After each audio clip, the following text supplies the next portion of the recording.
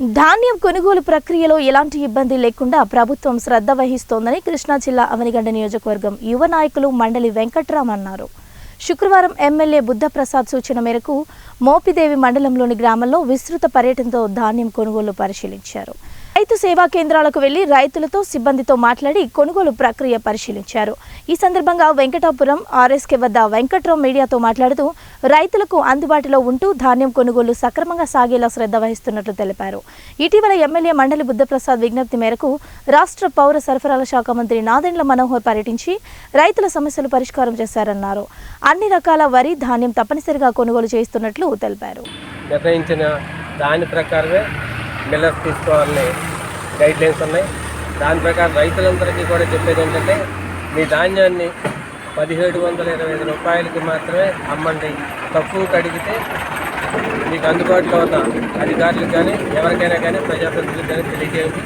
తప్పనిసరిగా ఆ రైస్ మిల్లర్ని అధికారులు మోటివేట్ చేసి మీ ధాన్యాన్ని కొనుగోలు చేస్తారు. కాబట్టి రైతులందరూ కూడా అప్రమత్తతగా ఉండి మీ ధాన్యాన్ని ప్రభుత్వం ఇచ్చే డబ్బుని మీరు సద్వినియోగపరచుకోండి.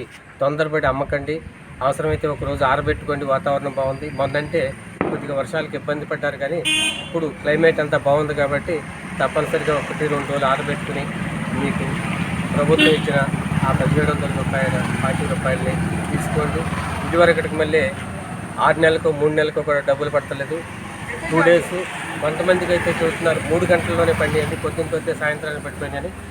ధాన్యం ఈరోజు మనం పంపించడం జరుగుతుంది. మిల్లులు కూడా ఈరోజు అన్ని ఇదిగా ఉంది. కొంచెం వాతావరణం మొన్న 2 రోజులు కొంచెం ఇబ్బంది పడింది, కానీ ఈ రోజున ఏ రైతుకి కూడా ఇబ్బంది లేకుండా ఈరోజు వాటి పక్కన అధికారులు కానీ అందరూ కూడా అప్రమత్తంగా ఉన్నారు. మొన్న మన మంత్రివర్యులు కూడా నాదెండ్ల మనోహర్ గారు మన అవనిగడ్డ నియోజకవర్గానికి రమ్మని ఆహ్వానిస్తే వారు కూడా వచ్చి మొత్తం అంతా కూడా ఇన్స్ట్రక్షన్స్ కూడా ఇవ్వడం జరిగింది. మన శాసనసభ్యులు బుద్ధప్రసాద్ గారు ఏది వచ్చినా కూడా, ఈరోజు పేపర్లు ఏది వచ్చినా కూడా వారు వెంటనే, ఎందుకంటే ఏ రైతు కూడా ఇబ్బంది పడకూడదు, అక్కడ ఏ సమస్య ఉన్నా మనం వెళ్ళి వారికి అండగా నిలబడాల్సిన అవసరం ఈరోజు కూటమి ప్రభుత్వంగా మనకు ఉంది.